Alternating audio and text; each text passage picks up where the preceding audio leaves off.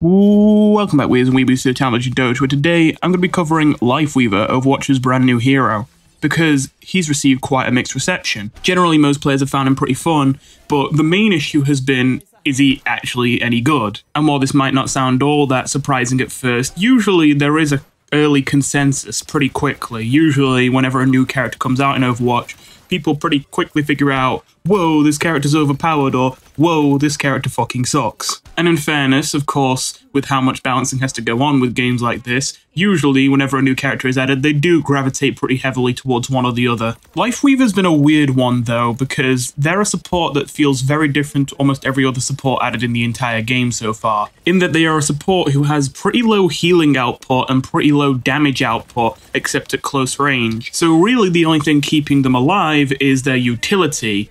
However, their utility is something that is really hard to measure the value of, that being positioning. To catch anyone up who hasn't heard about Lifeweaver, essentially their main two gimmicks are their petal platform and their life grip.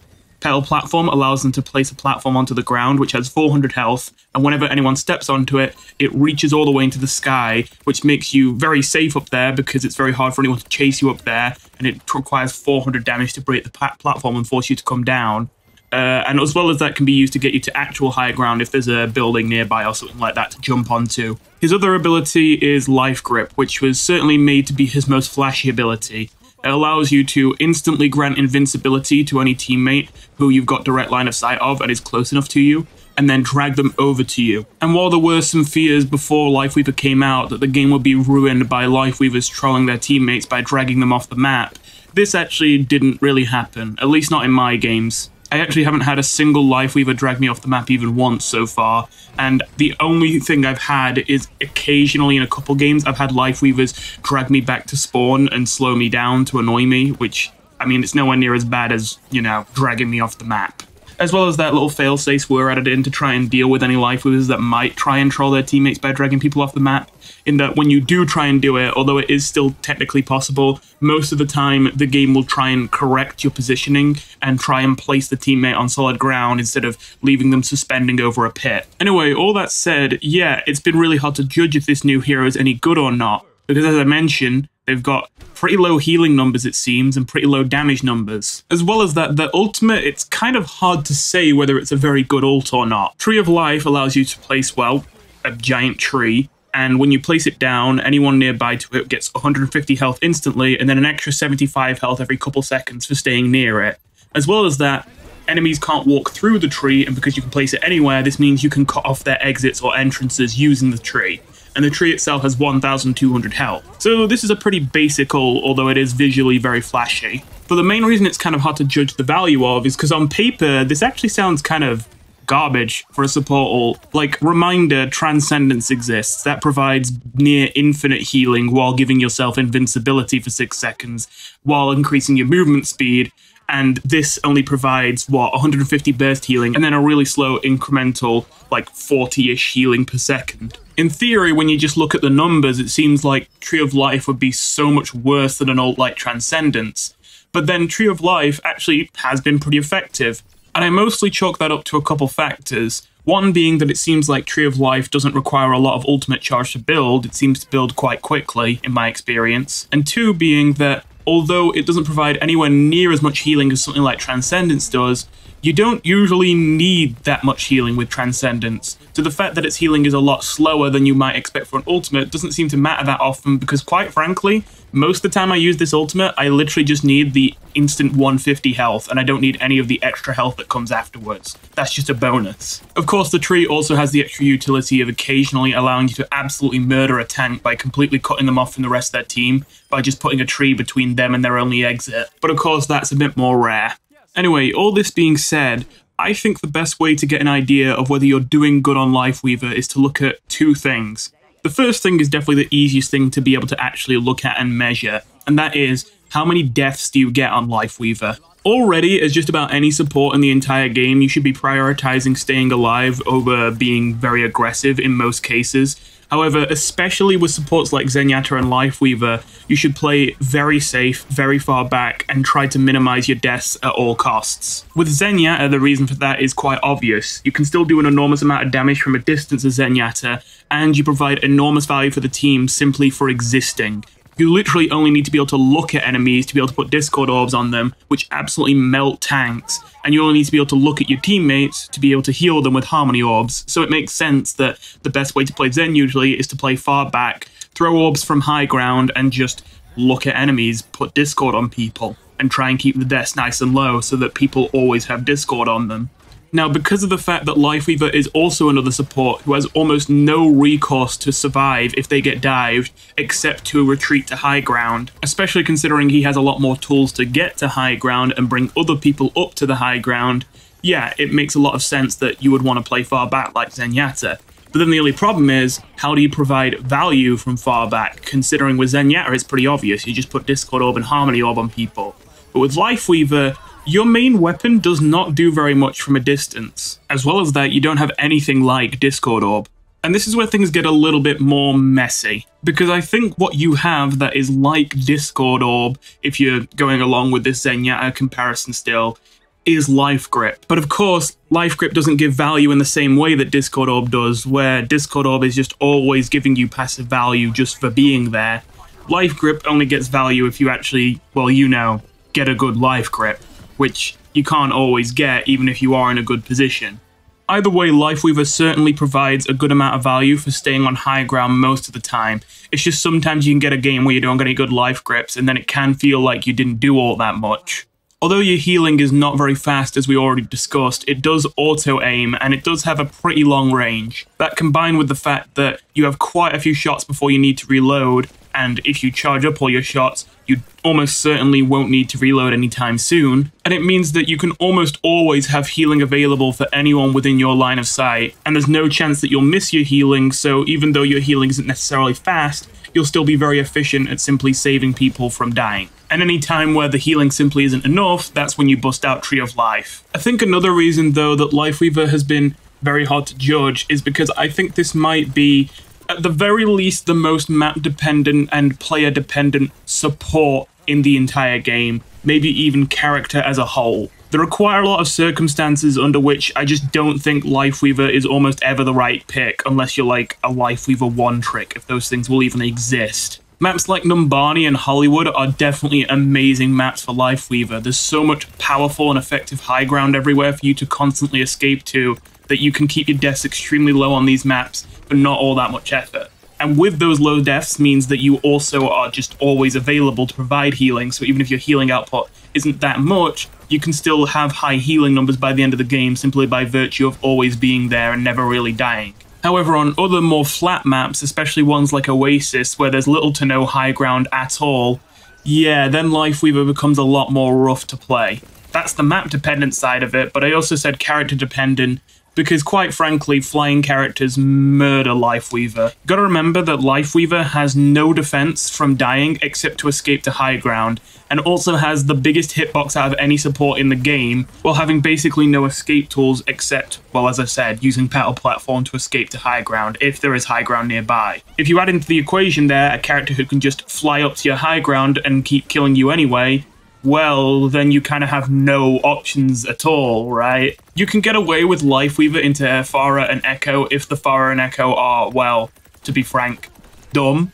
But if the Pharah and Echo know what they're doing, then yeah, you have no chance of being able to perform well on Lifeweaver, even if you are skilled with Lifeweaver. It doesn't really matter if the one escape tool you have just does not work against the main thing that's going to be trying to kill you. Some people also think that dive tanks destroy you too easily as Lifeweaver as well, although in my experience that hasn't been so much a problem. It is true that basically every dive tank in the game has a lot of tools to allow them to quickly get onto your high ground and chase you up there. However, as long as you already have high ground, which you usually should anyway, usually you have the tools to get away as long as you have good cooldown management. You'd be surprised how often I'm able to get away with surviving being dived as Lifeweaver by simply waiting for the Winston or the D.Va to use their boosters or their leap to jump up to my high ground, jumping off the high ground, waiting for them to chase me down where I jumped off, and then using Petal Platform to jump back on the high ground, and now they got to wait again for their boosters or their leap to be back up. And usually that time is long enough for you to stall until some teammates come and help you. Seriously, I had a game on Dorado recently where I basically ran circles around a diva for almost a minute straight, with them constantly trying to fly onto high ground, and I just jumped off. They would jump off after me, then I would jump back on, and so they'd fly back up after me, and so I'd jump off, and we just went in circles for ages, and they never killed me. So anyway, as I say, low deaths is one of the main things you want to prioritize, but the other thing is obviously pretty hard to measure, and as you could guess, that is how much better you make the positioning of your team. This is something you're just going to have to keep track in your head, how many times that you save someone's life with Life Grip or Petal Platform by getting them to high ground, or how many times that people get a kill by using the high ground you gave them. And of course, because there isn't really a thing on the scoreboard or anything to measure that, this is definitely a lot harder to keep track of. But if you just try and keep a mental note of it, you'll be able to get a better idea of how much you're really helping by picking Lifeweaver in your games. Now, you could also make the argument that there's one third thing that Lifeweaver provides, which is that life-saving factor, in that Life Grip doesn't just correct your positioning, but also provides you invincibility the second you press it, and gives people time to be healed once you've pulled them out of danger. And don't get me wrong, that does exist. However, I actually think you should not measure the effectiveness of the ability based on how many times you save someone's life with it, at least not unless the position you put them in afterwards is a much better position. Because, quite honestly, I think Suzu is better than Life Grip in that situation. Kiriko Suzu, as a reminder, is an ability with a 14-second cooldown where you throw a bell, which has a small splash radius, and all teammates caught in that splash radius will receive 30 healing, 3/4 of a second of complete invincibility, and will have all debuffs cleansed off of them. That, combined with the fact that Kiriko heals a lot faster than Lifeweaver and is able to teleport towards teammates through walls every 7 seconds, and yeah, this ability is certainly a lot better at saving someone's life, not only because it provides them complete invincibility while they still have full control of themselves, and it provides a little extra healing on top of that, but as well as that, with Life Grip, you need direct line of sight to the target who's about to die, and they need to be close enough that you can activate it. Whereas Suzu, there is no range limit, and you don't even technically need direct line of sight as long as you're able to get a good throw on the bell, where it can maybe land just barely close enough to the target that you can still Suzu them even if you can't see them through walls. Not to mention, even if the target goes so far out of range and so far behind so many walls that you could never possibly save them, you can just teleport to them and Suzu the ground and you'll save them anyway. So to set up what I mean here, here's a basic example of a situation where both Lifeweaver and Kiriko could save your life. However, it would be more effective to take Kiriko than Lifeweaver. Say that you have a Reinhardt on your team who's just really aggressive. They just pin directly into the enemy backline, and they really shouldn't be able to get away with it. So they go jumping all the way into the enemy backline. They have no plan to get out alive. They're just swinging and swinging. They're critical health, and they are deep in the enemy spawn and trying to 5v1 them, and it's just going off. As Lifeweaver, obviously, the first thing you have to do is Life Grip them out and then take some time to heal them once they're out. And while, yeah, you might put them in a better position because they're no longer inside enemy spawn in a 5v1, and you might save their life, you're not going to be in the best of spots. Because first of all, your healing output, as I mentioned, is a lot slower, so by the time the enemies catch up to your tank, your Reinhardt, you probably won't have been able to even heal him that much, so he'll probably still be on critical health. But on top of that, you're probably out of position now. As I mentioned, as a Lifeweaver, your only defense against dying is having high ground. And in my experience, a lot of the time when you do have an overly aggressive tank, it's hard to actually save their life with Life Grip, because usually they play so aggressive that they charge way out of the range of your Life Grip and you have to chase after them. But that requires you jump off of high ground and put yourself in mortal danger just to be able to maybe Life Grip them out and maybe save them, but doesn't even work all the time. Meanwhile, you have the alternative of Kiriko. In the situation where you're Kiriko instead of Lifeweaver, you just TP in with the Reinhardt even if he is way too deep and behind walls and you don't have any chance to pull off something like a Life Grip. Again, you have teleport, you teleport next to him, you Suzu the ground, you provide him that invincibility to keep him alive, you take that second of invincibility to providing some healing. He now has an extra 110 health, I think it is, after the nerfs to Kiriko, which is quite a decent amount more health than you would get from Lifeweaver. And as well as that, you can keep healing him as he keeps swinging into the enemy team. And at this point, considering how quickly Reinhardt kills once he's within range, he might actually be able to just kill all the enemies so that he's no longer out of position, even though he's literally an enemy spawn, because, well, he got Suzu'd and he's really deep and he's really, like, up close with all these enemies, so he just swings his hammer around and kills them all.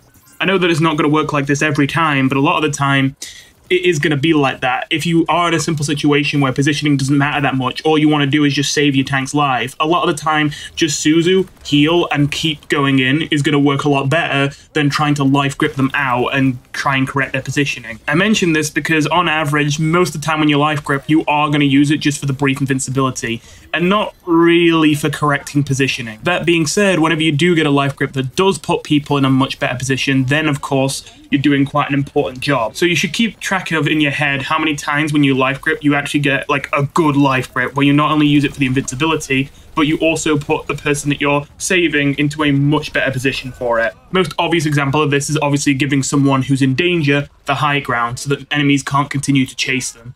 This is part of the reason why probably the best support duo to have with Lifeweaver is Lifeweaver Ana. Ana has the fastest healing output in the entire game, and also benefits enormously from being able to sit far back on high ground. But she has absolutely no mobility to be able to get to high ground, so having a character who can just give it to her for free while saving her life is really useful. Overall, I found Lifeweaver to be very fun. In fact, this hero's really clicked with me. When I first got into Overwatch, the main reason why this game really clicked with me more than any other shooter was kind of for an ironic reason in a way, because I wasn't actually that interested in shooters at the time, and FPSs and all that.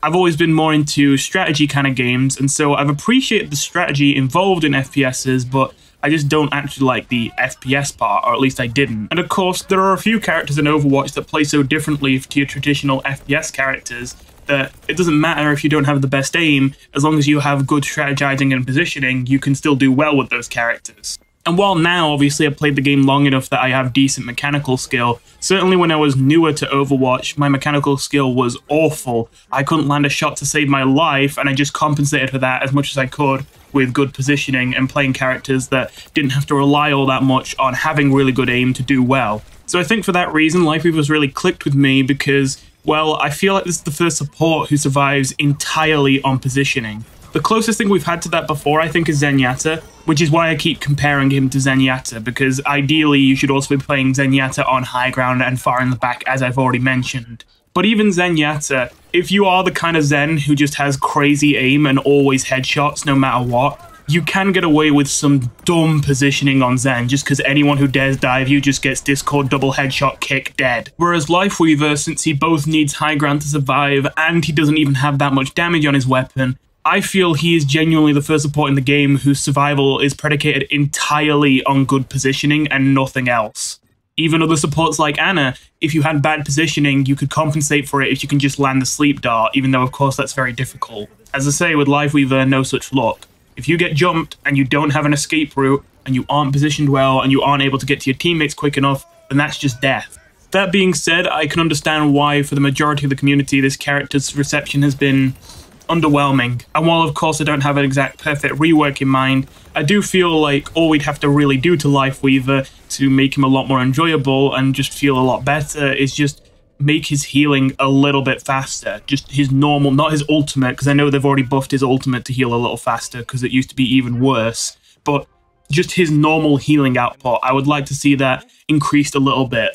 I don't even think it even necessarily needs to be increased that much, because I've already mentioned that your healing numbers as Lifeweaver are higher than you would think, despite how slow he heals, because again, he's just almost always able to heal and you can't miss his healing. That combined with the fact that his ult does nothing but heal and charges quite quickly. So because he's almost always alive and around to heal people, I do think that you don't actually need to give him that much more healing for him to be in a good spot. But I do think in the current spot he's at, it just feels like while you can do a lot to stay alive on Lifeweaver and just simply never die, you also feel like you don't know how much you're really helping your team by picking Lifeweaver. You don't know how much of an impact you really have on the game a lot of the time, unless you have teammates who are very cooperative and really go along with what you're trying to do. But of course, that isn't your average game.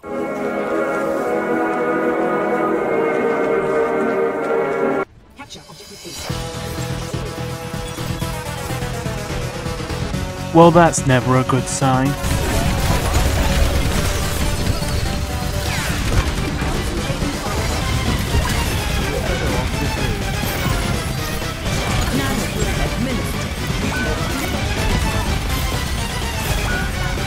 You could have just used the platform.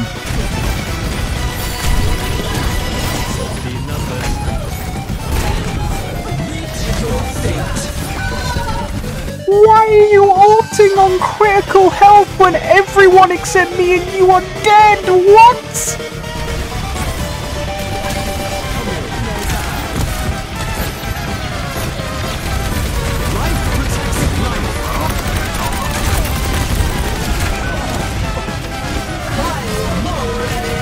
And she's back on low ground again already.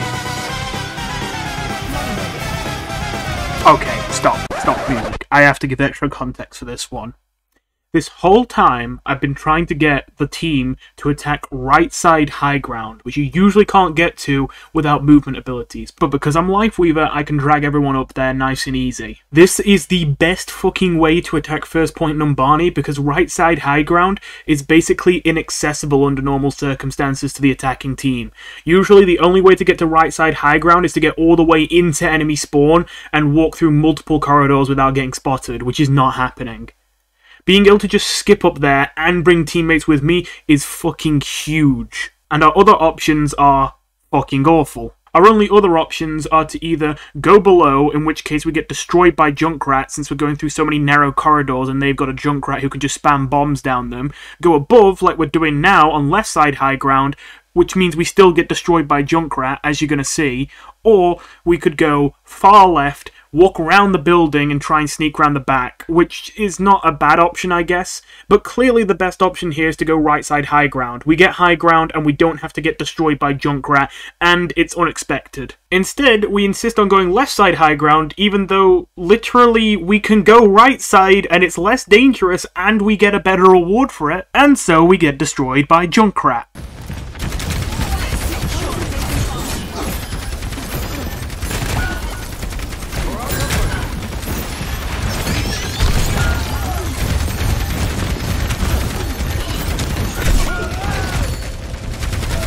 Who could have seen that one coming? Thank you for actually staying on high ground.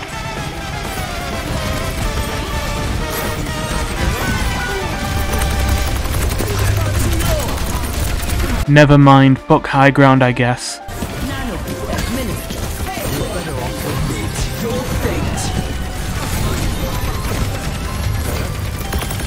Just... why? You are sat in a spot where you can see the entire point and heal your tank from safe high ground. Why are you jumping off?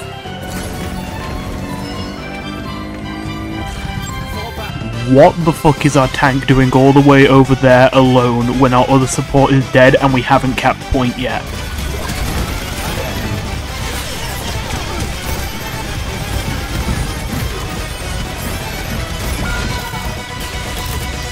I wonder what could have possibly prevented the scenario where our Ana is getting destroyed by Orisa, a tank who cannot access high ground, and Bastion, a DPS who cannot access high ground.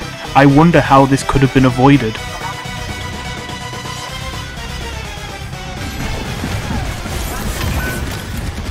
I'll be honest with you, when I played this game for the first time, I didn't even notice this. She's literally flanking like she's a Junkrat, and I know she's with Junkrat. Doesn't change the fact that she's at the front line, trying to go for a flank from the back as Ana, with no escape route. I don't know what she thinks she's doing.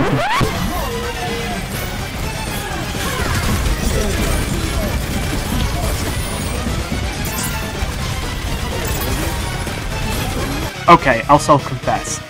This one, I understand why they walked off, because I didn't get them very firmly on high ground and they probably just panicked a bit. Hey, Orisa, if you could stand in, like, anywhere except the one spot on this entire massive stretch of road where I cannot see you or heal you, that would be great.